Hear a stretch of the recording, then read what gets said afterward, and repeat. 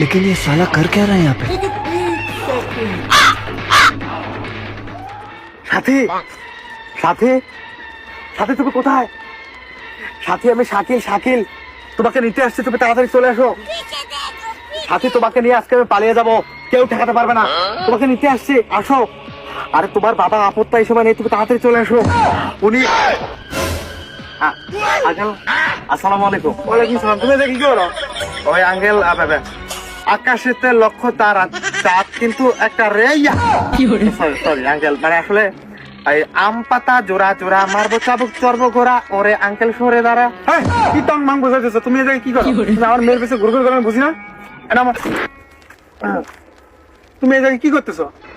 Uncle আমি তো আপনার মেয়ের বয়ফ্রেন্ড, তাই আপনার মেয়ের সাথে একটু দেখা করতে এসেছি, লুকোচুরি খেলতে এসেছি, কানামাছি ভো ভো, আর যাকে পাবো তাকে ছোবো।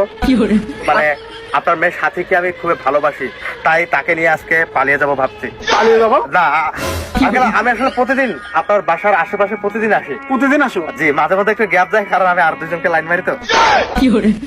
আচ্ছা তুমি করো কি? আঙ্কেল আমার নিজস্ব এই বডিটা ছাড়া আল্লাহর দুনিয়াতে আর কিচ্ছু নেই, আমার বাবা মা ছাড়া আমার আর এই দুনিয়াতে কিচ্ছু নেই, আমি একজন বেকার। ও তুমি বেকার? তুমি বেকার হয়ে তুমি আমার মেয়ের পিছনে ঘুরঘুর করো আমার বিয়ে করার জন্য, তাতে কি হয়েছে? আর এই বেকারত্ব কি সারা জীবন থাকবে?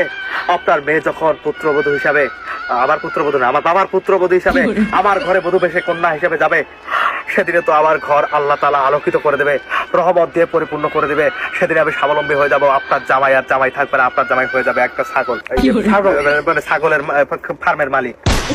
বেকারত্ব দিয়ে কি জীবন চলবে? আপাতত আমি একটু বসলাম, বেয়াদবি নিবেন, পায়ের উপর পা দিলাম, খুব কষ্ট হয়েছে। তুমি কুত্তের মতন গ্যার গ্যার করো না আমার বাড়ির আশেপাশে, তোমার জন্য এই বাড়ির আশেপাশে না দেখি। ঠিক আছে, আপনার মেয়েকে নিয়ে পূর্ণতা পেলে আমি আর আসবো না, মানে বিবাহিত জীবন থেকে।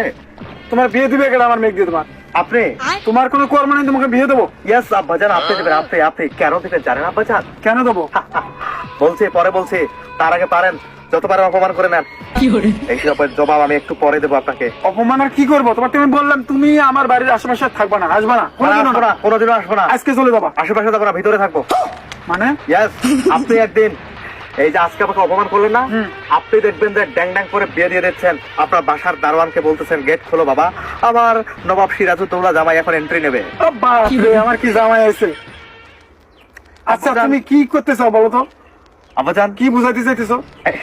এতক্ষণ আমি আপনাকে পরীক্ষা করলাম। মানে আসলে আব্বাজান আমি পাইলট।